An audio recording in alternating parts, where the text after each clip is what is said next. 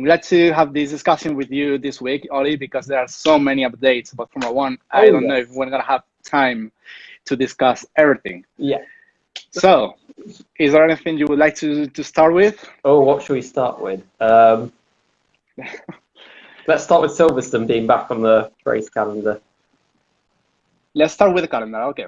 So, sorry, I'm just fixing the camera. That's better. Let's start with the calendar. So Silverstone, good news for Silverstone. Yeah. It's a bit drunkard. I don't know. It's 15 minutes. Let's start with Silverstone. Good news for Silverstone. The government has approved the Grand Prix at the end of July, I think it is, the double Grand Prix. Although I heard it's not fully confirmed, they could be any change, but at least the very first step, the very first approval has been effected. So that's good news for Silverstone.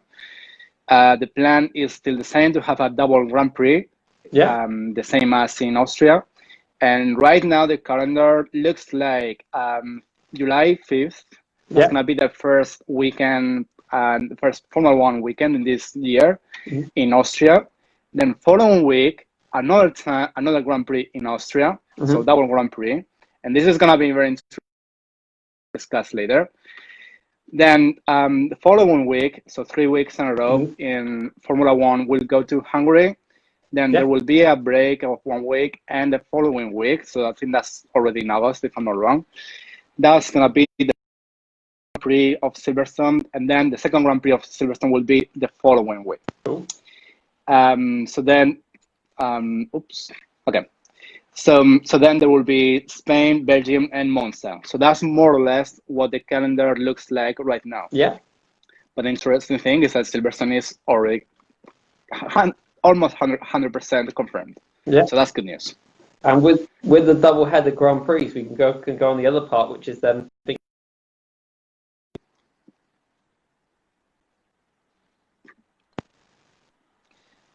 The connection broke, Oli, but you were saying something interesting.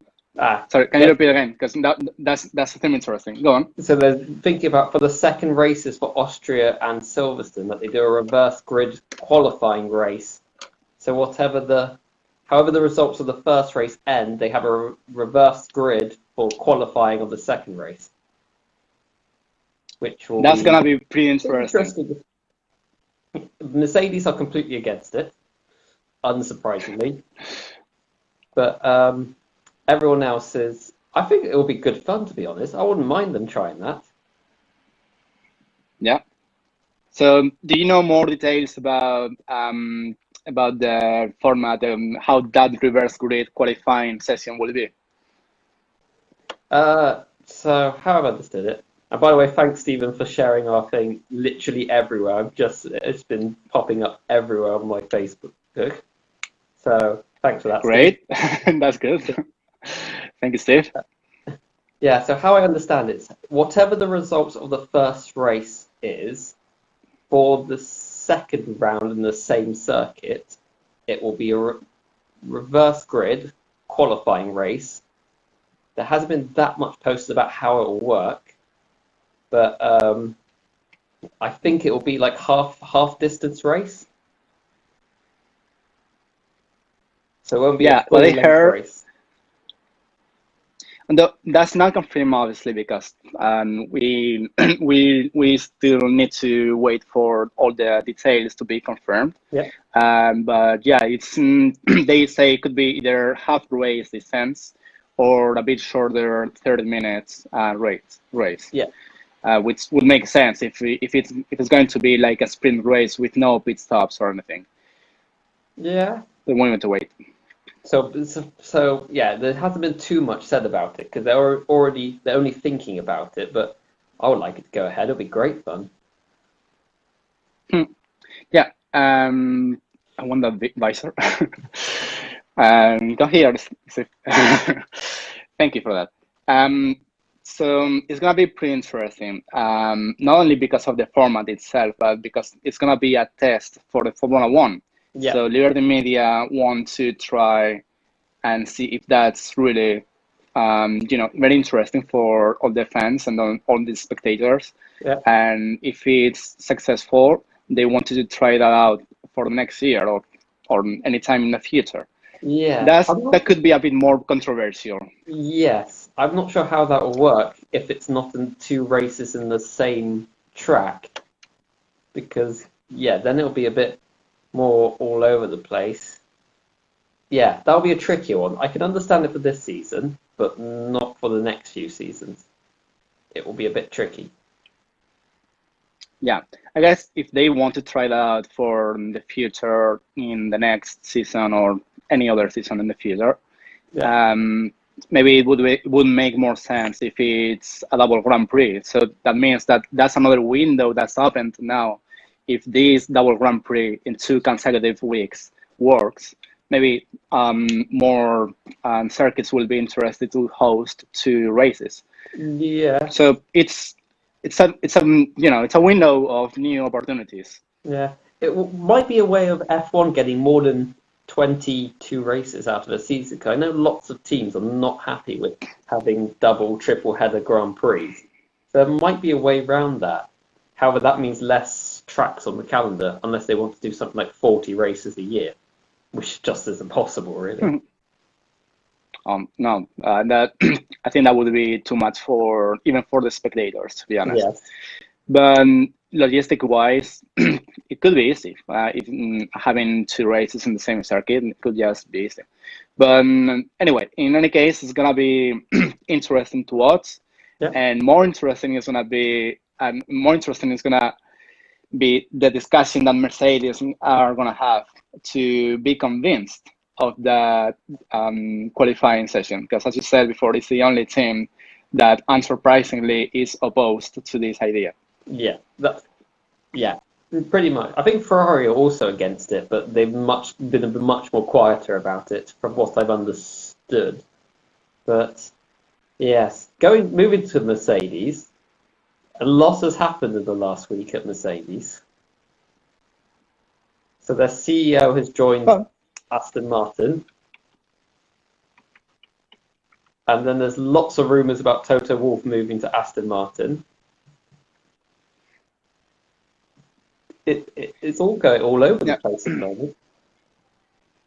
Yeah. So, you're talking about the article that a German journalist wrote on the internet on Formula One Insider. That's the website. Yeah. So to be honest, it took me a while to understand the whole picture of what those news were saying.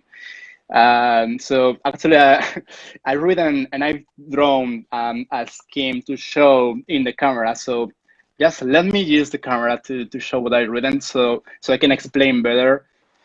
So basically, right now, 2020, Mercedes Formula One team is owned in a 70% by Daimler, the company Daimler, and 30% by Wolff.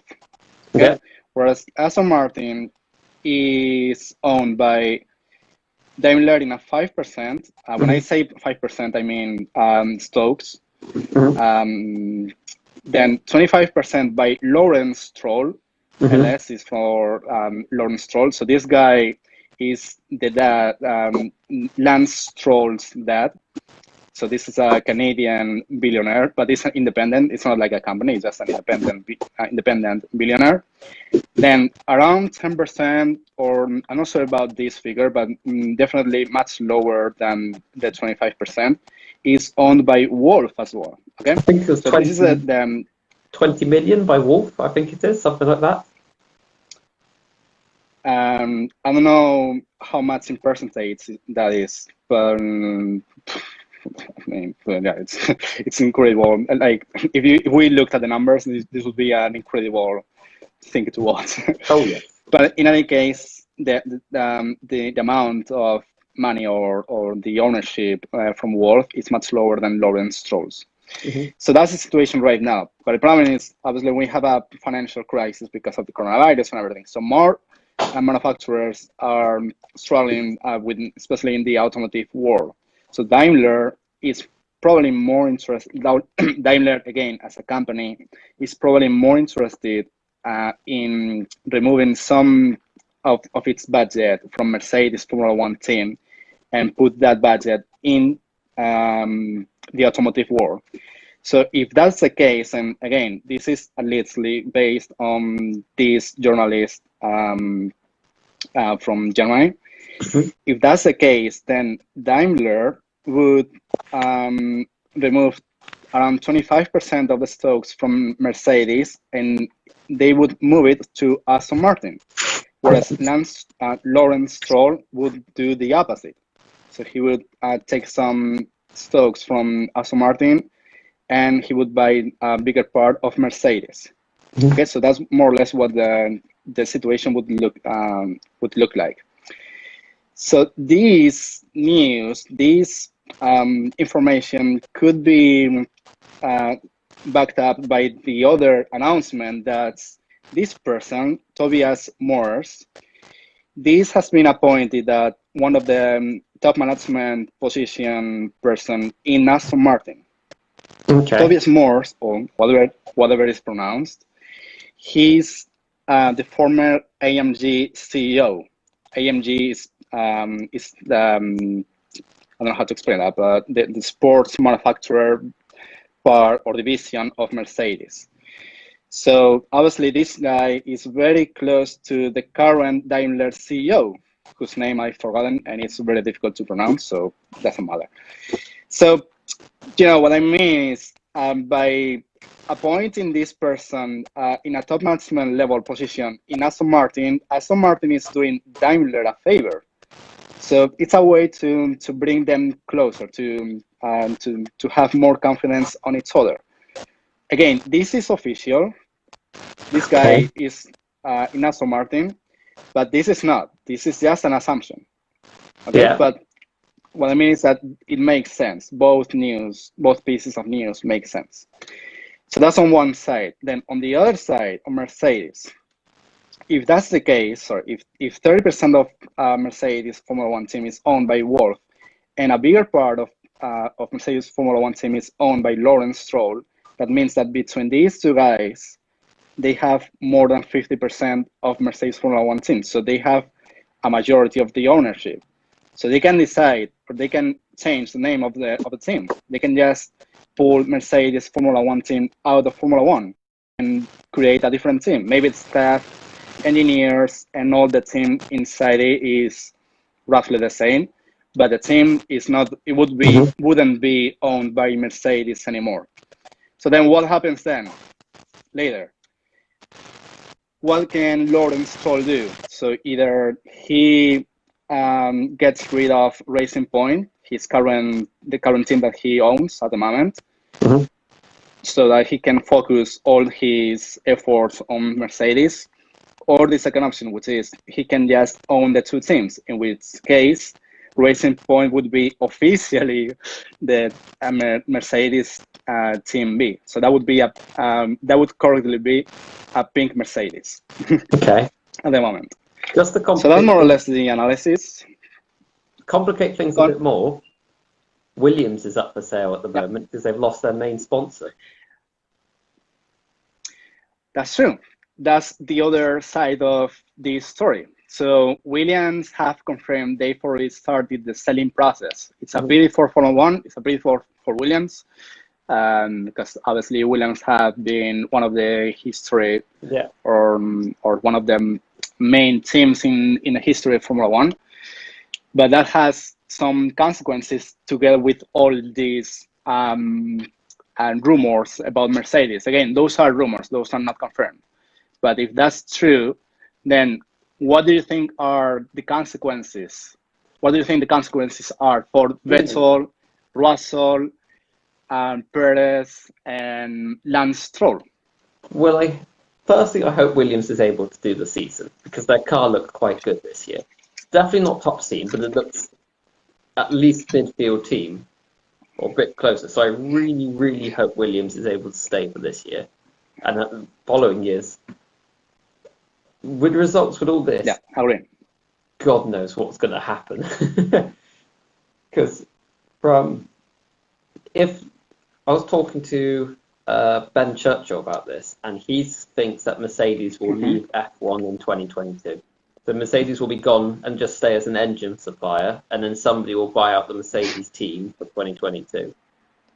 And then Toto and everyone will move to Aston Martin, and it will be like how McLaren Mercedes was. That McLaren was Mercedes' #1 team, so that Aston Martin will become Mercedes' #1 team, but there won't be a Mercedes work team. Yeah, correct.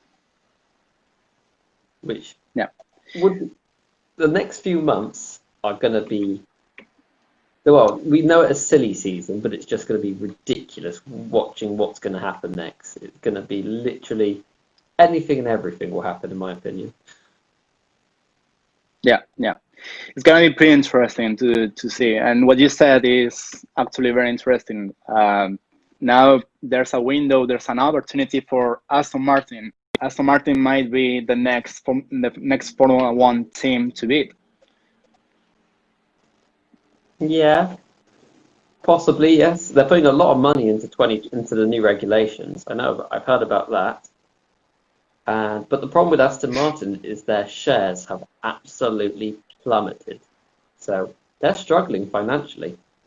They're saying they're going to be in the sport next year, and I hope they are, but it's not looking good for any team. McLaren has just fired 1,200 members of staff, including 70 from the F1 department, which is 10% of their workforce. Then Haas are saying that if the races don't start soon, they will have to leave before the season starts.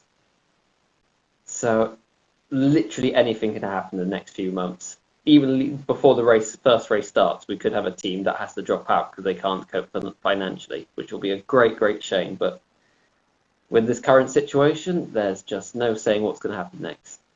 So the other pieces of news that I've seen, slightly related to Total Wolff, is that apparently Total Wolff is forcing Bottas to negotiate with Renault. So that would boost the silly season. Yes, if that news is true, of course. Well, now there's 5 drivers linked to Renault. So you have Alonso, you have Grosjean being linked to Renault, but I don't think that will ever happen. He's too useless. That's my opinion of Grosjean. You have Alonso, Vettel, Hulkenberg, Bottas, and then one of the F2 drivers. I can't pronounce his name to save my life. I don't know. It's always difficult. Let me just look. Yeah, I'm just looking for the name, but it's so difficult to pronounce. It's Guanyu Su. Yeah. Better than I can say. Guanyu Su. Yeah. That's it. So 5 drivers in the team. And it's a tricky choice for them. See, Bottas is a good driver. Alonso is a renowned, extremely good driver at the time, but whether it's the same now is another question. Hulkenberg apparently gets on very, very well with the team, knows how it all works, and he is a solid driver. And then it's just, I'm not even going to mention Grosjean because I don't think he's in the running. And then there's the F2 driver. Yeah, that's, I think, all the news, whatever happens, are going to be related to Renault. Obviously, if Bottas went to Renault, that would be like a massive scandal in terms of the silly season. But it's true that there are some other drivers, and I don't think I like this idea, but Alonso seems to be the #1 priority driver for Renault at the moment. I would agree. Yeah, I would agree. I don't know what's going to happen. But this is my. Be interesting to see how he gets on now with the modern grid. How it all happens with him. Because he's driven in so many other series since he left F1 now that you never know. He might have got some extra skills. I mean, he did the Formula, what's called a race of legends, esports virtual race. The first race he rage quit, got annoyed, and then the last 2 rounds he's just dominated them. And this is on a virtual race. Yeah. So that was very interesting to watch, by the way. Yeah. Yeah, it would be interesting, but it would also be a bit unfair to see how he performs from a team that's not at its peak, and which performance is not within the best performances in the grid. So could be interesting halfway, I would say. Yeah. Not entirely interesting. This is my guess. This is a very wild guess around what's going to happen with the drivers, because we said before Daimler will invest more money, will remove some money on Mercedes and invest more money in Aston Martin. Let's remember Daimler as a company is the only part interested to bring Vettel to Mercedes. Yeah. Whereas Toto Wolff and Hamilton opposed to that. I have a So question for obviously you. that would mean. Question for you. If Toto Wolff was to leave Mercedes, do you think Hamilton will go as well? Well, that's another part of the story. Hamilton, it's more or less like Vettel or more or less like Alonso. Right now, they don't want to just race. They want to race in a very competitive team. So the options right now for Hamilton would be obviously Mercedes, Ferrari, or Red Bull. But those two other teams, Ferrari and Red Bull, have their seats confirmed. So based on that, I would say Hamilton would probably stay in Mercedes. Yeah. Well, he's just missed a prime opportunity to go to Ferrari. And he hasn't got a contract for next year yet. Neither Bottas or Hamilton's got a contract for next year. Yeah, but there's no space in Ferrari. Ferrari have Carlos Sainz for 2 years and Leclerc for 5 years. Yeah. So he might take a gap year or just change to another category. But right now, I don't think he would chase Wolff to another team. So Vettel to Aston Martin, new project for him. That could be an option. That's right, Jamie. The only thing with that remember, is Aston Martin has stopped their Le Mans project with the Valkyrie to do F1. So if they could tempt Vettel in with a drive at Le Mans, but it wouldn't be with the Valkyrie in this new hypercar category. So the only thing for him at Aston Martin really is either the I'm trying to remember the name of the classes in it, GT class, I think it's called GT class, or as a reserve driver for Aston Martin. I don't see what else he can do really. And I don't think Vettel will want to become a development driver or an Aston Martin or a reserve driver unless he has no other choice. Yeah, because so you are saying Vettel would either go to a different category other than Formula One, or be a development driver in Formula One, which probably he doesn't want to be. Because Aston Martin have the 2 seats occupied and secured for 2021. And not sure if for 2022 onwards. Unless they buy out Perez out of his contract, which has been talked about, that they might pay Perez out of his contract, put Vettel there. Yeah, then that's another discussion, but that's a delicate situation as well, because Perez owns a part of Aston Martin as well. So he's one of their preferred drivers for Aston Martin at the moment. At the moment, of course, his situation can change, of course. Yeah. But I'm gonna tell you something interesting.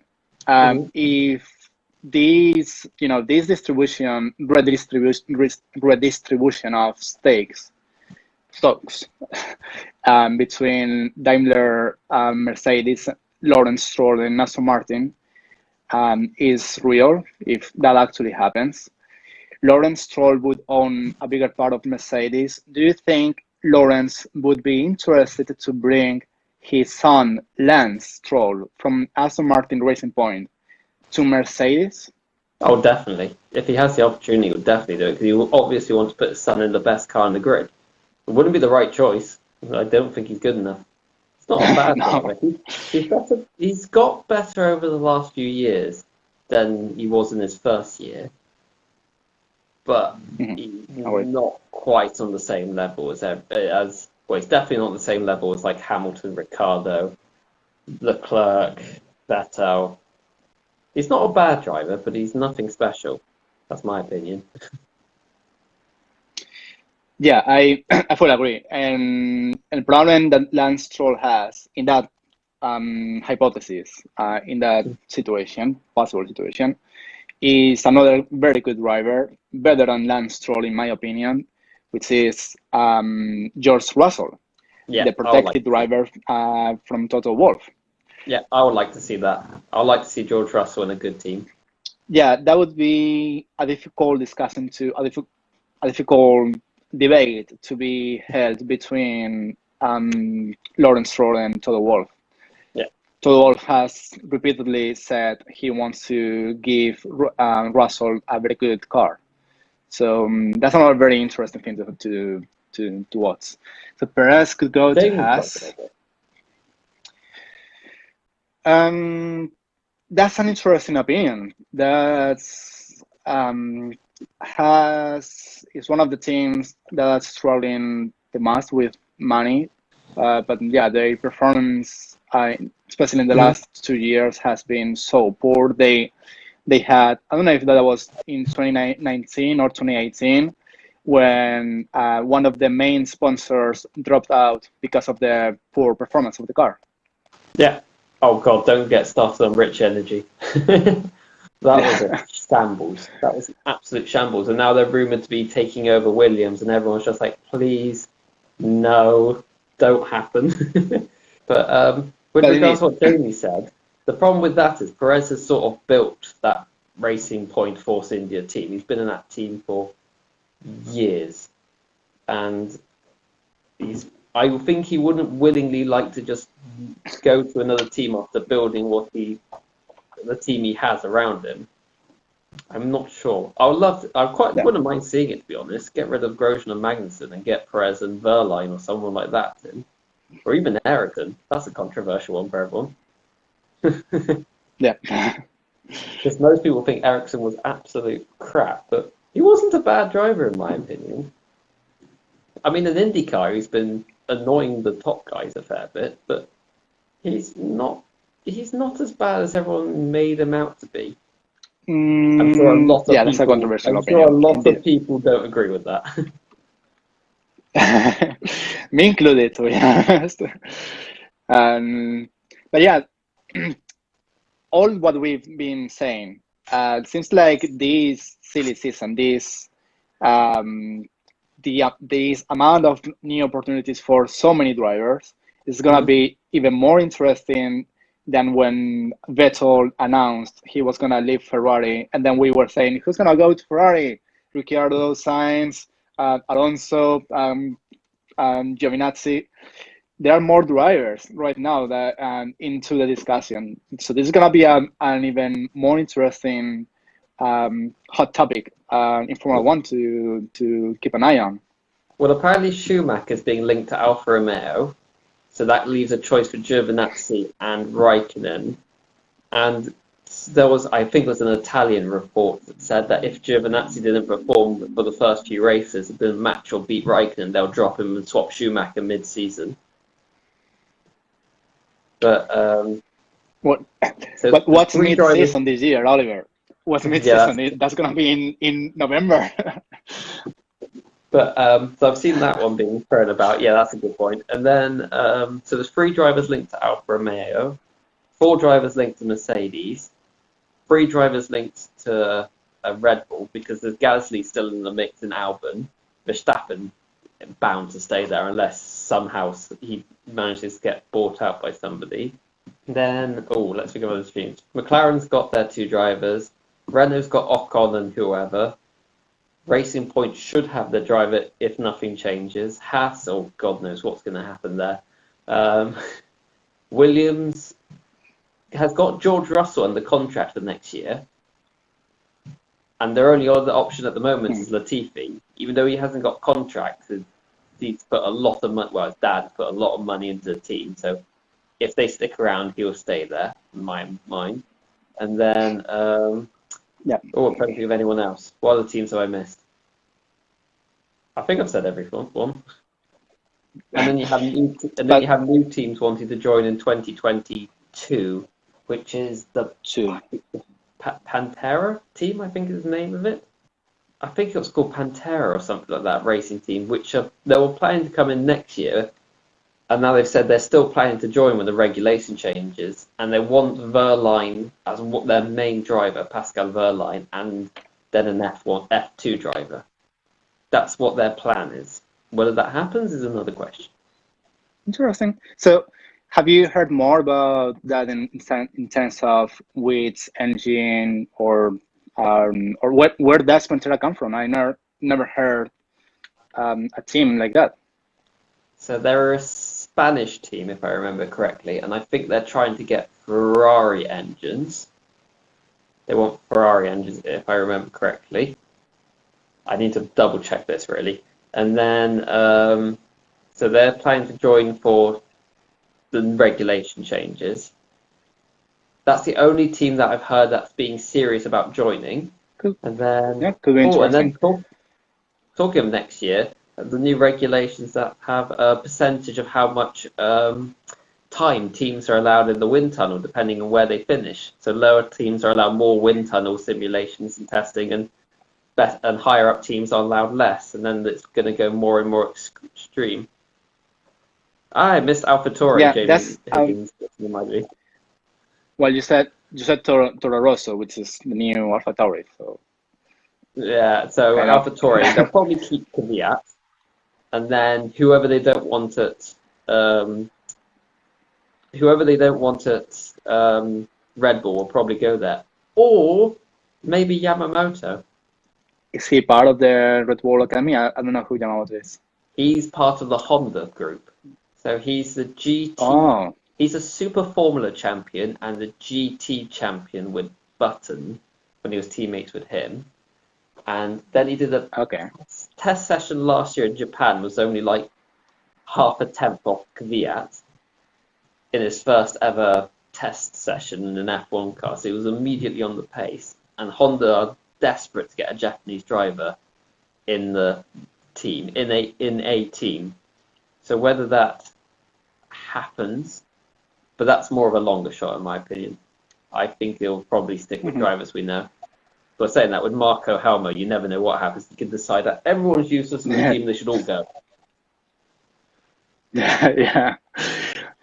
I'm always impressed by how many stories not only of Formula One, but of all other motorsports categories, like in the GT, in Le Mans, in different categories in Le Mans. Because I didn't know Yamamoto, I didn't know about what you said before about Aston Martin in the Le Mans or the World Endurance Championship, the GT category.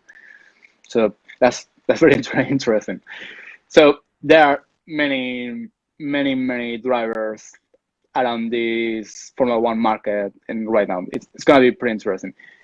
What you were saying before, that's another topic that's very, very interesting. That's probably another hot news of this week. Monday last week, actually, we had the approval of the new deal by the FIA. So there are many points within that deal, but 4 points that I've highlighted in my notes are as follows. So the upgrade of power units is going to be limited in 2023. So they're going to freeze the power units, the engines, in 2023 up until 2025. What they're planning to, but I think Renault are against it, and Honda are against it. They want to get at the same level as Mercedes and Ferrari, or at least close to them before they freeze the engines. But do they have the power to amend that point of the new deal if the deal has already been approved by the FIA? Probably not, to be honest. However, there's also this thing of saying that they're going to do a token system for developing the engines for this year and next year, so they only have a certain amount of tokens to develop the engine. And then And then there's the cost caps, which have been brought from 175 million to 145 million. And there was a chart to give you an idea of how much teams spent. And Williams last year spent $148 million or euros on developing the car, and Mercedes spent 400 million, over 400 million, and so did Ferrari. So for the top teams, it's a quarter of their budget almost that's gone. And then for the lower teams, it's just spending now pretty much. Yeah. So that's super interesting for the top teams. They are not very happy with that. It's why Ferrari are looking into IndyCar, because they don't want to get rid of the staff that they the staff that get paid. They don't want to get rid of them all to get down to this budget cap. So they want to move them to a different racing category. It's why they're looking into going into IndyCar for 2022 and other racing categories. Yeah, there's this political debate between Formula One as a company and Ferrari. Mm-hmm. We've heard I can't remember who said this. I don't know if it was John Todd who said that they don't need Ferrari in Formula One. I think there was a comment like that in the last 2 or 3 weeks. They want, because Ferrari control F1 a lot, they have their special veto power that if they don't like something, they can just veto the rule change and go, we don't like this, so we don't want it. So I think they wanted to get rid of that, though, the FIA. And then also they get their heritage bonus from the FIA for being in the sport since it started. So I think that heritage bonus is something like stupid money, 60 million. So lots of people just don't care, just want Ferrari gone because they don't care. They just want them to not, they feel like they're ruining the sport. I'm not so sure about that, but that's what I think people are getting an idea of. Yeah. It's gonna be, I'm not sure what would happen if Ferrari left Formula One. I mean, technically speaking, they are not needed. There's obviously the risk of Formula One dropping most of their spectators. Yeah. But right now, because Ferrari is not winning, it's not as, it wouldn't be as such a great consequence as if Ferrari were winning.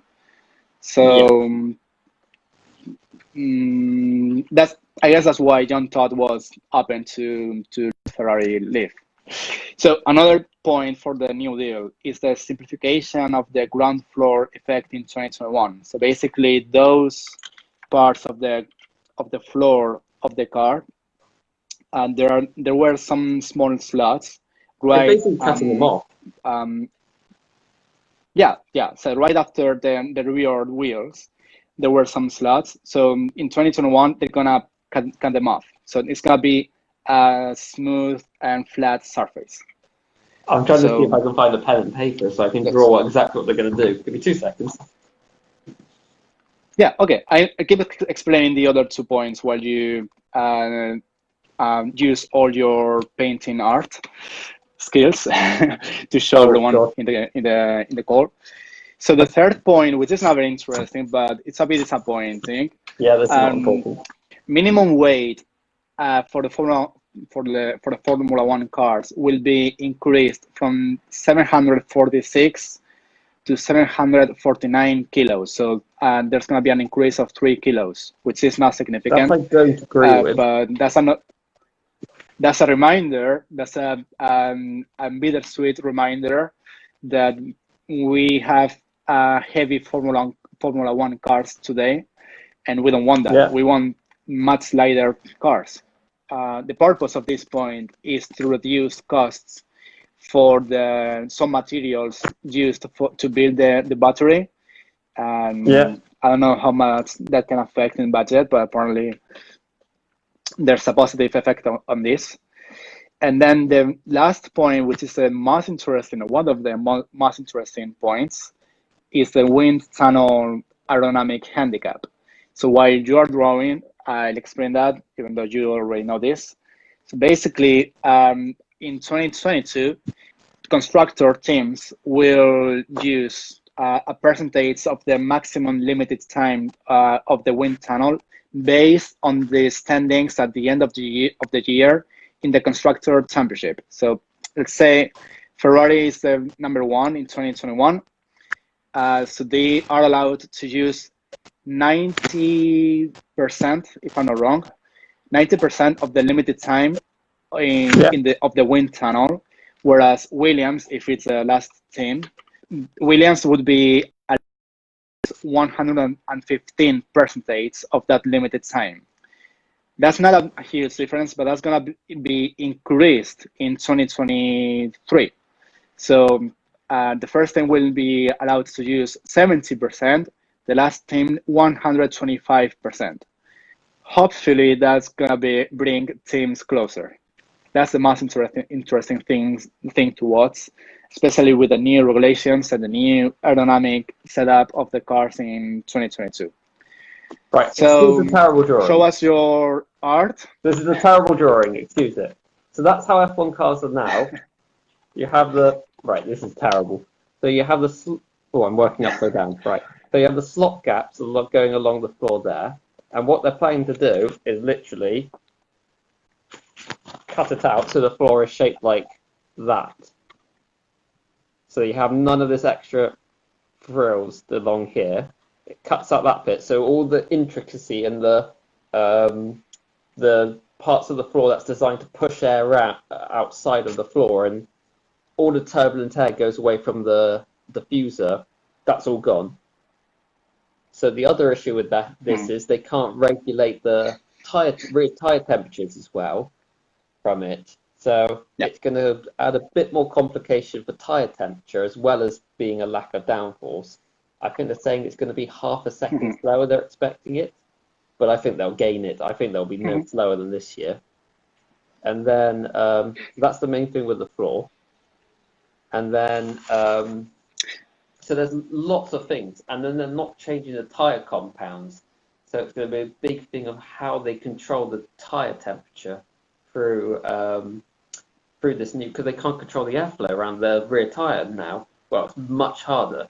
So what they used to do is push more air in towards the Coke bottle. So they either try and force air out around the outside the rear tire or push it in towards the Coke bottle and towards the diffuser. And as it passes over, fast flowing air, low high pressure just sucks the car to the ground. That's a very, very simplistic way of saying it. But so it's just to channel the air, and it also creates less drag because it's just pushing all the air to the inside. That's why they have such a tight side pod design. Is the tighter they get it, the more the less drag they get from the cars because there's less turbulent air coming off it. If you've ever seen a car when they've had damage and they've hit, I'm trying to think of a good example of this. Oh, good God. There was a Vettel, 2011, I think. Yes, 2011, I think it was, or 12, in the final round when he got hit in Brazil and he got a chunk of the floor taken out. And then I think he was lost. And then he lost a chunk of the, lost a chunk of the floor and a chunk of the side pod as well.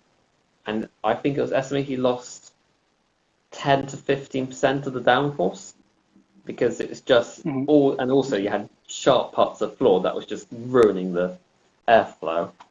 So it's quite, even though it sounds simple, it will make a big difference to how the cars react, not in just terms of downforce, but how they look after the rear tires. So I have a question for you with regards to this. Which team do you think is gonna be or it's gonna have the biggest impact on this point? And just a comment before you answer.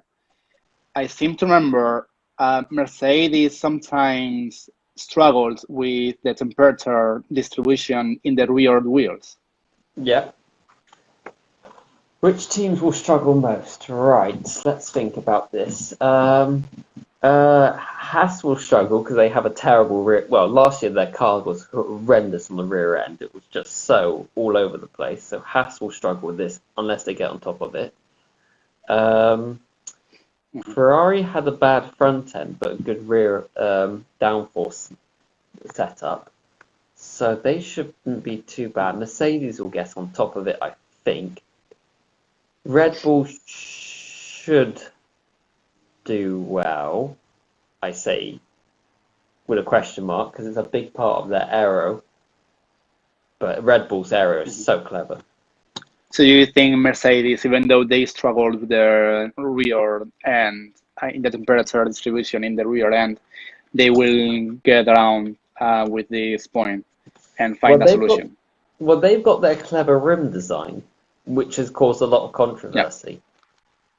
With I don't know how to describe it. It's no longer got holes in it because Ferrari complained and the FIA said you can't do that anymore. But they've got a design that's now been copied by McLaren that basically makes the rim have a bigger surface area, so it can cool down the core temperature of the tyre more than if it was just a conventional rim. So because we've already had this call for 1 hour, I think we could call it for today. But that's been a very interesting one. Just one more comment I forgot to say. Yeah.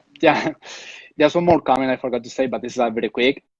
We also heard the news that Zandvoort at the Grand Prix in the Netherlands have postponed the Grand Prix to the Grand Prix in the Netherlands in 2020.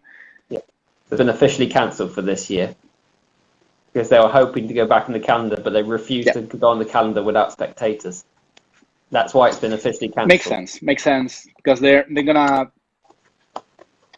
It makes full sense because it's gonna be their first Grand Prix, so they want to, have a big impact as the first time they're gonna host a Formula One Grand Prix. I mean, the first time in many years, of course. Yeah, they want the Orange Army there. God, imagine if Verstappen gets some kind of penalty in the Dutch Grand Prix. There will be riots. Probably. Well, Oli, thanks a lot for that. It's been a great discussion. And for everyone watching this right now or later on in YouTube or whatever, leave us comments if you want. You're coming to the camera, Oli. Sorry. Leave us your suggestions. Leave any comment on any suggestions, topics you would like us to discuss, some other Formula One bits of news that we've missed, anything you're interested, and we'll try to cover as many things as possible. Yeah, and by the way, Mario has a YouTube channel where he posts all these things, so if you missed any part of our conversation, go on his YouTube channel. Yeah, I leave the link in Facebook, in the comments, or I think in the description or anything. But thanks for the reminder. Okay, Oli, thanks a lot for that. And see you next week. Yeah, see you next week, Mario.